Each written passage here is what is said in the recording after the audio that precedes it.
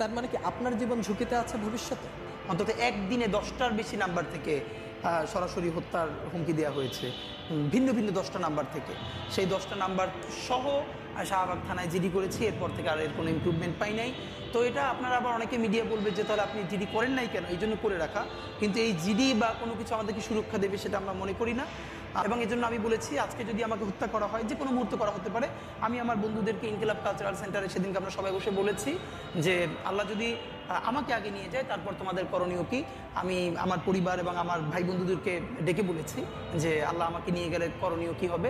বরং আমি আমার পরিবারকে বলেছি যে আমার সন্তানের এখন বয়স 7 মাস, আল্লাহ আমাকে নিয়ে গেলে ওকে যেন ওভাবে প্রস্তুত করা হয় যে এই দখলদারিত্বের বিরুদ্ধে লড়তে হবে।